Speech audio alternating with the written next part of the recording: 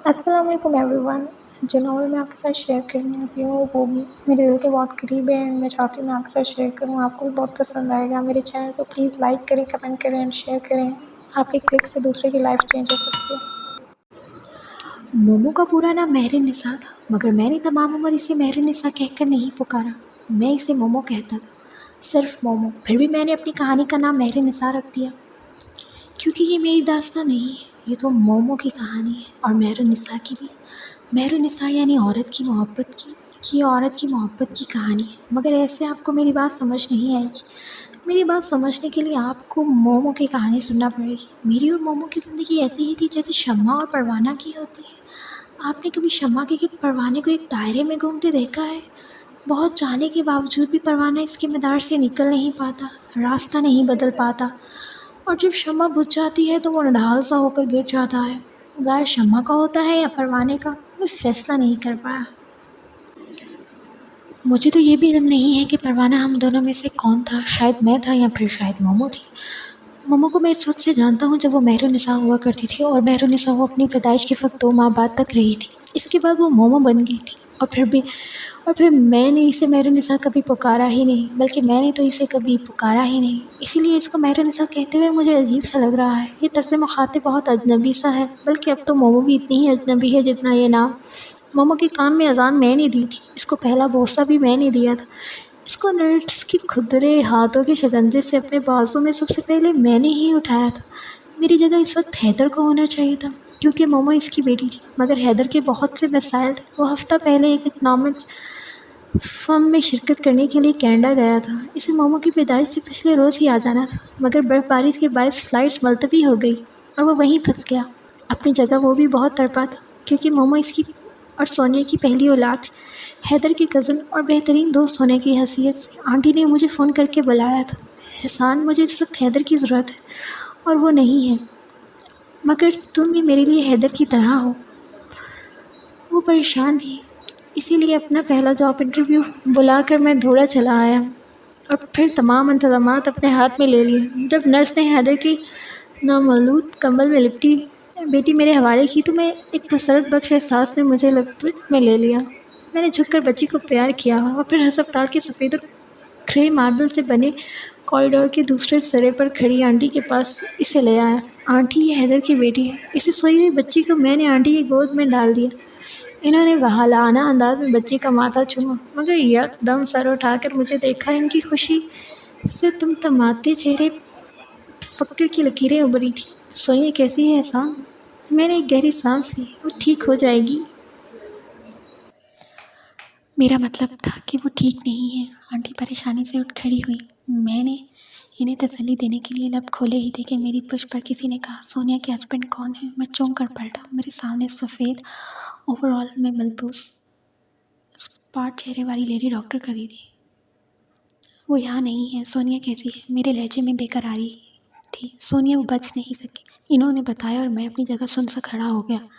Aunty बेख्तियार अपनी मन चाही बहू के लिए रोने लगी। मैंने एक रहमआमेज़ निगाह इनकी बाहों में सुकून से सोई बच्ची पर डाली। मुझे इस पर बेहद तरस आया था। किसी बच्चे से इसकी माँ छिन जाए, इसका अंदाज़ा मुझसे बेहतर कौन कर सकता था। मेरी माँ भी 3 वर्ष की उम्र में मुझसे दूर चली गई थी। फ़र्क ये था कि मोमो की माँ अल्लाह ने इससे दूर कर दिया और मेरी माँ को एक मर्द ने, यानी इनके दूसरे शौहर ने, इसके बाद मुझे किसी औरत की मोहब्बत नहीं मिल सकी। मेरे अंदर इस बात से जो खला पैदा हो गया, मैं नहीं चाहता था कि वो मोमो के अंदर भी पैदा हो, मगर मैं क्या कर सकता था। हैदर बमुश्किल जनाजे पर पहुंच सका था। इसकी हालत बहुत बुरी थी। इसकी और सोनिया की लव मैरिज थी। ये बात मुझे और भी दुखी कर गई। हैदर को अपना होश नहीं था। आंटी ताज़ियत के लिए आने वाले लोगों को भुगता रही थी। किसी और की मदद ना हासिल होने के बायस मैं अकेला बाहर के बहुत से काम निपटाता रहा। ऐसे मैं किसी को भी इस एक दिन की बच्ची का ख्याल ना आया, जो पता नहीं कहाँ थी। इस वक्त भी ये अपनी निगरानी में माई हलीमा से किचन से बर्तन निकलवा रहा था, जब वक्तन एक छोटे बच्चे के रोने की आवाज़ आने मुझे झुका दिया। ये कौन रो रहा है? कोई मेहमान का बच्चा होगा, हलीमा ने प्लेटें निकालते हुए मसरूफ़ अंदाज में कहा।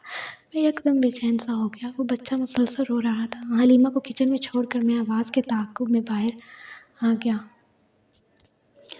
रोने की आवाज़ पेनेट्री के साथ बने स्टोर रूम से आ रही थी। मैं स्टोर रूम का नीम दरवाज़ा पूरा खोलकर जैसे ही अंदर दाखिल हुआ, सामने सलोर की एक पेटी पर कंबल में लिपटी हैदर की रोती बेटी मुझे दिखाई दी थी। दुख, हैरत और गुस्से से मेरा बुरा हाल था। मैंने बच्ची को उठाकर तबका, मगर वो रोती रही। मैंने इसको बाहर जाकर आंटी के हवाले किया और नौकरों को एक यादगार डांट पिलाकर बच्ची के नगरदिश पर लगाया। पता नहीं वो कब से भूखी थी। इस रात हैदर को पहली दफ़ा इसकी बेटी दिखाई दी।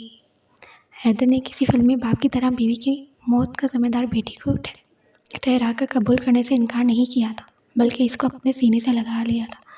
सोनी की डेथ के छठे दिन जब मैं हैदर की तरफ गया तो आंटी ने मुझसे पूछा, हसन, हैदर की बेटी का क्या नाम रखें?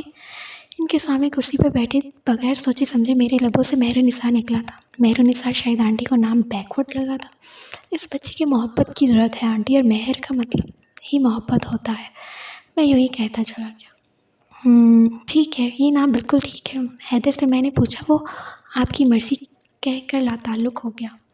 पता नहीं इसने और सोनिया ने अपने बच्चे के लिए कितने नाम सोचे होंगे। वो एकदम अफसरदा नज़र आने लगी। हौसला करें आंटी, एकदम बहुत ज़्यादा तन्हा हो जाने वाली आंटी को तसल्ली देने लगा, और फिर नामहसूस तरीके से मेरे हैदर के घर आंटी की दिलजवाई के लिए आना जाना बढ़ता गया। वो हैदर के लिए बहुत परेशान रहती थी। हैदर ने खुद को हर शय से अलग थलग कर लिया था। इसका ज़्यादा वक्त अब इसके काम में गुजरता था। कभी कभार वो मुझे सिगरेट पीता भी दिखाई देता, हालांकि सोनिया की डेथ से पहले वो सिगरेट नहीं पीता था। मत किया करो, स्मोकिंग नुकसान देगी। एक दिन जब वो लॉन में टहलते हुए सिगरेट फूंक रहा था तो मैंने इसे टोका। वो 26 साल का था, मुझसे 4 वर्ष बड़ा, मगर हमारी बेतकल्फी भला की थी। कभी मैं तुम्हें मना करता था और अब तुम मुझे। इसने सर झटका। क्या फ़र्क पड़ता है? फ़र्क पड़ता है हैदर, तुम आंटी और महर को वक्त नहीं दे रहे हो। इन दोनों को तुम्हारी ज़रूरत है। अगर तुम यूँ ही सिगरेटों की तरह खुद को फूंकते रहोगी तो नॉर्मल लाइफ की जाने पाना तुम्हारे लिए मुश्किल हो जाएगा। मेरे समझाने पर इसने इस बात में सर हिला दिया, लेकिन मुझे इल्म था वो मेरी बात नहीं मानेगा। मोमो और हैदर मेरी ज़िंदगी की कहानी के वो किरदार थे जिन्हें कभी मेरी बात नहीं मानना थी। मेरी ज़िंदगी में एक और किरदार मेरे अब्बू थे, जिनका 2 वर्ष पहले इंतकाल हुआ था। बहन भाई थे नहीं, मैं अकेला रहता था। इन दिनों नौकरी की तलाश कर रहा था। ज़िंदगी के बारे में मेरे प्लान वाज़ेह थे। एक ज़बरदस्त किस्म की जॉब ढूंढकर 4-5 वर्ष खुद को फाइनेंशियली स्ट्रॉन्ग करना, और फिर किसी भी अच्छी सी लड़की से शादी करके हंसी खुशी रहना। ज़्यादा मसाइल मेरे होते नहीं थे। सो रोज़ शाम अपने घर से 10 मिनट की वॉक पर मौजूद हैदर के घर जाकर आंटी के साथ एक कप चाय पीने का वक्त खुद ब खुद निकल आता था। इसी तरह एक आम सी शाम जब आंटी की तरफ आया तो वो लॉन में रखे सोफे पर बैठी अपनी पोती के मुंह में चमचों से पानी डाल रही थी। कैसे वो हसन मुझे देखकर इनके चेहरे पर एक मेहरबान तबस्सुम बिखर गया। ठीक हूँ, आप कैसी हैं? मैं तो बस महर की जानिब से परेशान हूँ। अपनी गोद